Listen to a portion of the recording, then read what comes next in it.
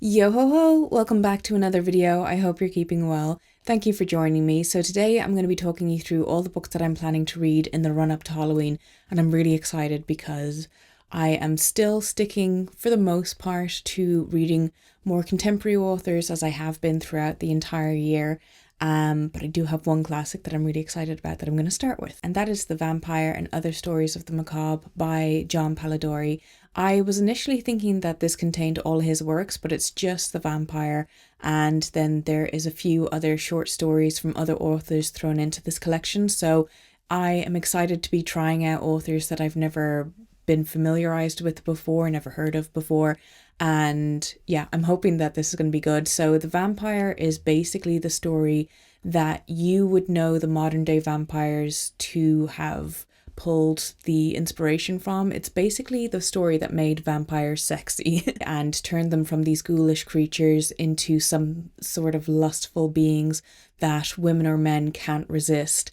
So I'm excited to get into that. I have no idea what any of the other short stories in this are actually about, but I'm looking forward to diving into them. Next, I have The Ritual by Adam Nevill. This is a book that I saw the film adaptation to a couple of years ago, and I have absolutely no recollection of it aside from the fact that I really enjoyed it for what it was, but I can't remember the ending. There's only one particular scene from it that I still do remember that really stood out to me at the time, but bar that, it's gone. So this is about a group of 4 college friends who reunite to go on a hiking trip in the Swedish mountains.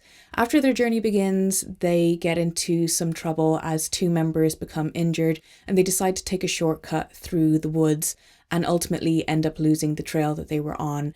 And they start to discover weird items and artifacts like hanging from the trees, and they realize that they've actually stumbled into something quite sinister. So I have already started this. I read the first chapter a couple of nights ago because I was kind of like, ooh, what am I gonna get into next? And I tend to do that. I'll read like the first couple of pages or the first chapter of a book to see if I'm vibing with it.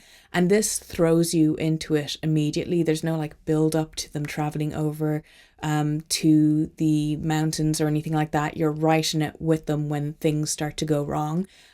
So I was like, ooh, this is a bit jarring. I haven't read a book like this because I'm so used to those slow burn novels. But yeah, I'm hoping to really enjoy this. I am expecting that it's going to be much, much better than the film. Next, I have The Mist by Stephen King. This is about a town that goes through a storm, and as a result, they have their electricity knocked out. And a man called David and his son Billy end up going to the grocery store to stock up on a few essentials, especially with the lack of electricity and all that. And while they're there, a really thick, dense fog rolls into town, and they ultimately end up witnessing a staff member being attacked by something within the fog. So I'm really, really eager to get into this. It's been years since I read any sort of small books by Stephen King or like any novellas, so that's going to be a bit of a weird experience for me getting through his work so quickly, but I'm hoping that I really, really enjoy this. And I have to say, I love these new covers that they've put out for some of its books. They're so nice and vibrant and such a change from like the mundane looking ones that used to be out here. So yeah, anyway, can't wait to get into this. The next book I'm planning to get into this coming week is My Heart is a Chainsaw by Stephen Graham Jones. I recently read The Only Good Indians by him, and I really enjoyed it for what it was. I liked the slow pacing, and I liked how the horror was conveyed through the characters and all that kind of thing. So I don't know if this is going to be kind of more the same pacing wise, but it is about a girl who is half Indian, and she's very much viewed as a misfit in her town, and her town very much ignores her. And she begins to take solace in horror films, particularly slasher horror films. And she starts having these fantasies about taking revenge on the town. But when the murders actually start happening, she seems to be the only one who knows how it's going to unfold. So I think that's kind of the gist of it. So I've seen really mixed reviews of this online. Some people who loved The Only Good Indians ended up not really liking this, and vice versa. So I'm interested to see where I land on it. But looking looking forward to it. It's also the first in a trilogy of books, so the sequel is coming out next year. So I'm hoping I do end up really enjoying it, because it would be nice to have another book to look forward to. Another book that I'm planning to read in the run up to Halloween is The Cabin at the End of the World by Paul Tremblay. This is probably his most popular novel, and it's also been turned into a film that I believe is due to come out next year or maybe the year after. I haven't looked up too much about it. So this follows the story of Andrew and his husband Eric and their daughter as they go to a secluded cabin in the woods, and they just go there for a little holiday, a little getaway. And while they're there, 4 strangers end up breaking into the cabin, and they insist upon the fact that one of them will have to die at the hands of the others in order to stop the apocalypse. Considering that this is his most popular novel, I'm hoping that I'll be at least able to enjoy it as much as I did A Head Full of Ghosts. I read that a couple of months ago and rated it 4 stars. I thought it was really enjoyable.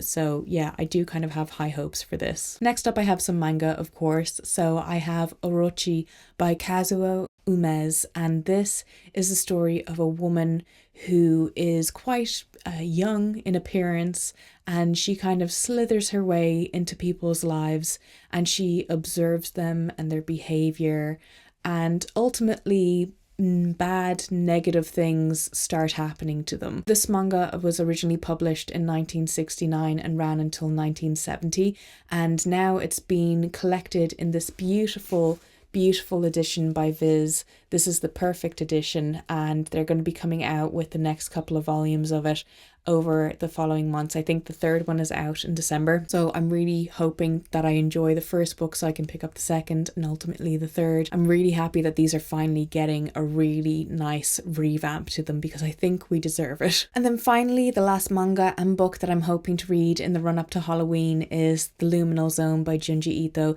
This is his most recent published collection of short stories that Viz have put out, again in this beautiful hardcover edition.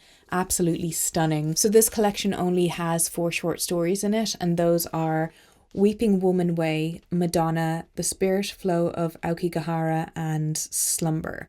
The one I'm most interested in is The Spirit Flow of Aokigahara. Aokigahara is the forest in Japan that is also known as the Suicide Forest, and it's about a young couple who both decide that they're going to take their own lives together and ultimately make some sort of huge discovery on venturing into this forest. So I think that story is going to be quite interesting, maybe a bit creepy considering it's based in a place that has such a sad history to it. In my opinion, Junji Ito can do no wrong, and I'm always entertained by his stories. His artwork is always superb and beautiful to look at, even if you're not really vibing with the story all that much. So those are all the books that I'm planning to read in the run up to Halloween and over Halloween itself. Let me know what you're going to be reading. Also, let me know if you've read any of the books that I mentioned in this video. I love to hear your thoughts, good or bad. And yeah, if you want to follow me outside of YouTube, you can always pop over to my Instagram. I tend to update that quite frequently with what I'm reading and my thoughts on my currently reading and all that kind of thing. And you can always add me as a friend on Goodreads or on Storygraph. And yeah, I hope you enjoyed this video, and I'll talk to you soon. Goodbye.